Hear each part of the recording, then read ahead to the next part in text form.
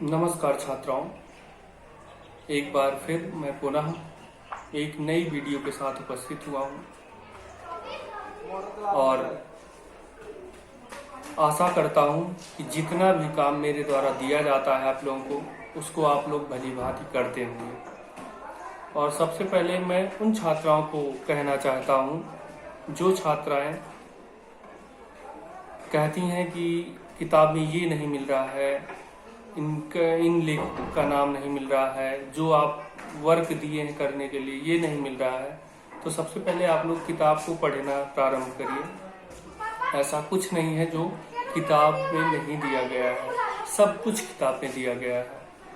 और जिन छात्राओं के पास किताब नहीं है वो छात्राएं किताब कहीं से प्राप्त करें, क्योंकि पढ़ाई के लिए समयावधि जो है दिन ब दिन कम होती जा रही है।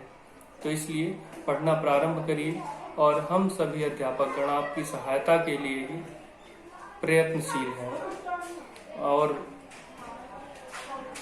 किताब आप सबके पास होगी तो सबसे पहले किताब में विषय सूची दी गई है। विषय सूची के अंतर्गत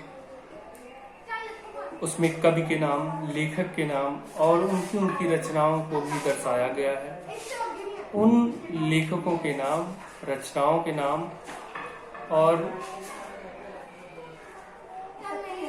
जो रचनाएं हैं उसमें, उन रचनाओं को विधिवत लिखिए और याद करिए कि किस लेखक ने क्या लिखा है।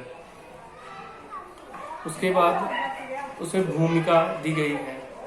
उसी के बाद दूसरे या तीसरे पेज पे भूमिका दी गई है, जिसमें हिंदी गद्य का विकास, हिंदी पद्य का विकास और भारतेंद्र युग, द्विवेदी युग, शुक्ल युग, छायावाद युग और उनकी कालक्रम का विभाजन भी दिया गया है। और जिसको आप लोग पढ़िए, लिखिए और याद करिए। और जैसा कि भूमिका के अंतर्गत आप लोगों को रचनाएं भी मिलेंगी, कुछ रचनाएं आपको नहीं मिलेंगी, तो उसको लिखिए, लिख करके याद करिए। और उसके बाद हम ये कहेंगे कि कुछ हिंदी गद्य से हम क्वेश्चन इस समय हल करवा रहे हैं। तो हिंदी गद्य के पहले पार्ट से ही हमने कुछ प्रश्नों को देना प्रारंभ कर दिया है और अब कुछ छात्र हमारे काफी हद तक प्रश्नों को सही भी कर रहे हैं। और आशा करता हूं कि जैसे जैसे हम प्रश्नों को देते चलेंगे वैसे वैसे आप प्रश्न पढ़ते हुए, पाठ को पढ़ते हुए प्रश्नों के सही सही उत्तर देते चलेंगे।